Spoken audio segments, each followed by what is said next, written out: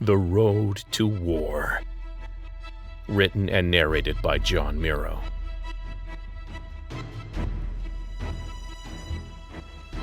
Get more at servingworlds.com. 14. The ground shook all the way out to the metro station barricade. Past the tower, Jake watched lightning flash and thunder boomed, and then, presto, a river of blue bubbled up from nothing. "That's them!" Jake whooped on a private channel with Willard and clicked over to address Wicker and Danger's teams. "Kids, our own Captain Zhang blew up that beach ball. It means he punched the ticket of the Rose Commander, and Operation Sinkhole is about to commence. Without us," someone growled. The collective profanity of 10 soldiers riding the bench before the big game polluted the channel. "What's this? Am I to understand you uglies are not content to sit out what may be the very last combat operation of this war?" "Affirmative, sir." "Not happy, sir." "Fucking A, right, sir." The last came from Danger, of course. Jake grinned. "That's too bad, because our orders are to haul ass to the far side of the row. Of course, by the time we circle around, all the fun will already be over." Jake stomped back to his soldiers, making a show of spinning up his tri-cannons and wiggling the missile pods on his shoulders. More creative cussing, with even more energy now. The team could tell Jake had something planned, and they were getting eager. "You don't like the sound of that, huh?" "Well, good," Jake roared as he walked down the line, bumping his mech up against each soldier. "Because neither do I." A riot of crude agreement crowded the channel. Jake reached the end of the line, turned around, and bumped his way back again. "So which of you life-takers is stupid enough to take a stroll with me right down the center of the row?" A stunned second of silence as Jake's words were processed, and each soldier did a gut check to decide if they were ready to storm through the most heavily defended territory on the planet. The silence was followed by a roar that overloaded the speakers in Jake's helmet as every soldier shouted an affirmative. "What's the plan, Sarge?" Corporal D'Angeri asked, running up with extra clips for Jake's right-side small-caliber machine gun. Where Danger got all the extra clips from was a mystery, but Jake would swore he'd never seen that kid run dry. He took the clips and thumped Danger on one massive armored shoulder. "Ghost did a little extra credit work after settling Paladin in," he informed the team. "Look, it will be dangerous. We'll be hopping through enemy territory just to make it to the apocalypse on time. But the Rose got no comms and no one calling the shots. I'll bet they stacked that platform we hit too thick after we sweated them, and now they'll be stepping on each other's toes. So here's the plan. We break through. We rendezvous with Paladin and Ghost and make a path across the row." Jake hoped he sounded confident. In truth, he didn't know if Lee was still alive. The captain had no idea about this little rescue plan. Samin and he had agreed to it after Zhang volunteered to get himself killed. They figured they owed their boss 8 or 10 saves each, and Jake would be damned if he'd live another 30, regretting not making good on the debt when he'd had the chance. Wicker came on the channel. "They call us fleas?" Jake looked up and saw her salute down at him from halfway up the hill. "Let's make 'em itch." The channel exploded again, with bloodthirsty roars of agreement. Jake picked out suits, looking for the one without a name or image etched in the collarbone yet. "Bowen, you're on my 6. He wanted the kid close for this first part, the hairiest part. A moment of silence. "Yes, Sergeant." "Thank you, sir. I won't let you down." Jake shook his head. "Don't thank me yet, Bone." The first order of business was surviving the weapons platform at the base of the tower a second time. They'd be alert, armed to the teeth, but Jake wasn't blowing hot air when he told his men he expected the Earthers would be too thick on the ground to work effectively. He'd gone up against the row before, and most Earth soldiers serving here never got into the field. Without experience, they trusted the rule book, and when things went pear-shaped, and they always went pear-shaped, they just couldn't adapt fast enough. Jake was counting on that. along with a few party favors he'd left behind during their first assault. The dropship was hovering over top the men again. Willard's voice boomed in Jake's helmet. "If you think you're leaving without—" Jake sent a squelch out on the line to shut the pilot up. "You'll get your chance to help." A lie, but he was okay with that. "For now, you wait." The dropship hovered. The radio remained silent while the soldiers slapped each other's packs, inspected each other's suits, and prayed. "You're the boss," Willard Sue grumbled. Jake nodded. For the moment, yeah, he was the boss. Until he found Lee and Samin.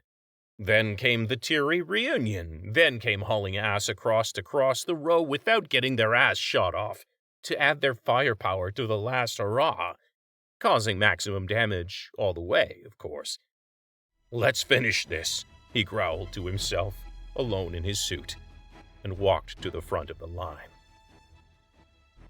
Noelle Carson stumbled down the stairs into the library foyer. Her entire body tingled from the emergency injection, and her vision had narrowed to a blurry path from oxygen deprivation. She made her way to an exterior door and cracked open the same white case with stylized blue O that sat beside every pressure door on Reach. As soon as she snapped the mask over her face, warm, humid oxygen began to flow. She sagged against the building's inner pressure door and let the oxygen do its thing. In a few deep breaths, her vision came back. A few shuddering breaths later, she could string thoughts together.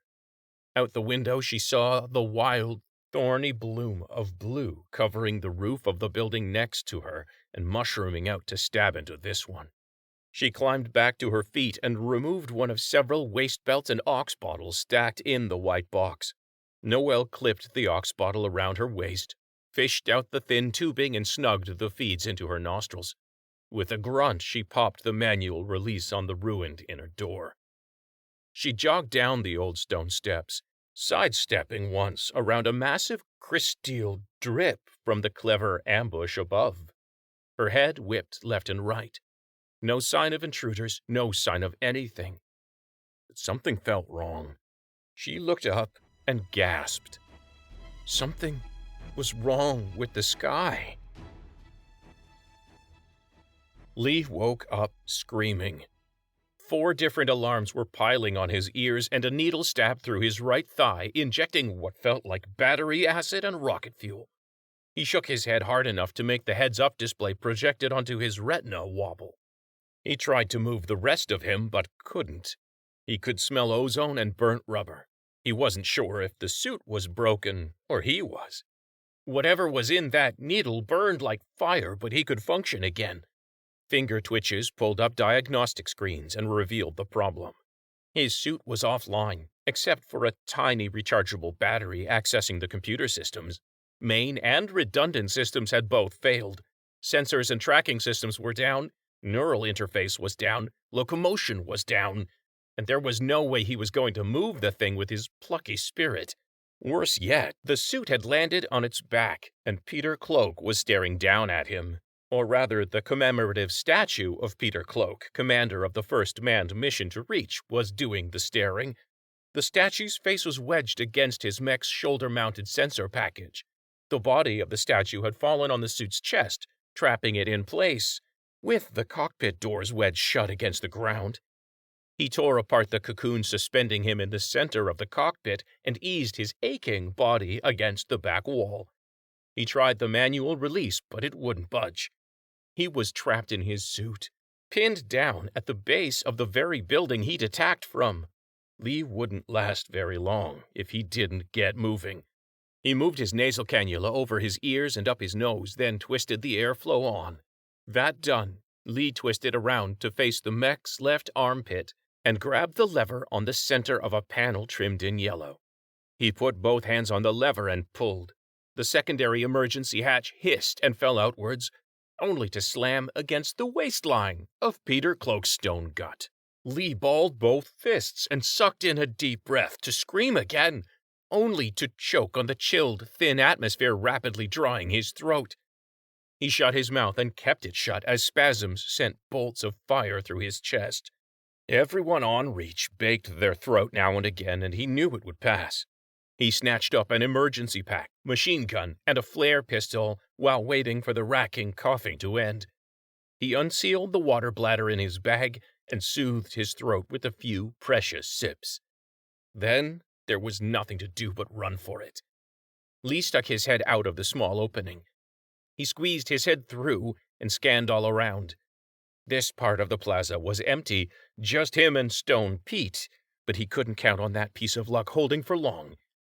He pushed himself through the hatch, but got jammed just past his collarbone. The statue pinning his mech down wouldn't budge.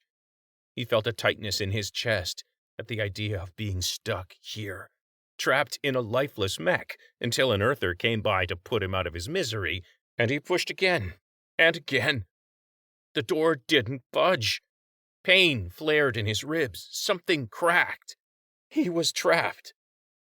Helplessness and pain raged out of his mouth in a single scream before he stuffed his fist into his mouth. The ace mech pilot didn't get him, but his own ice bomb did? He threw his face up to the heavens, wondering who was in charge of this shit show. And then his body froze. His emotions froze. His mind froze. The sky. Someone had broken the sky.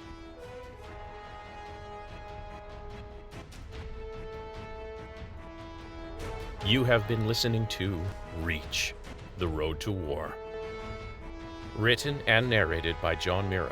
Music, All This by Kevin MacLeod at Incompetech.com. Hear more of the story at servingworlds.com. Thank you for listening.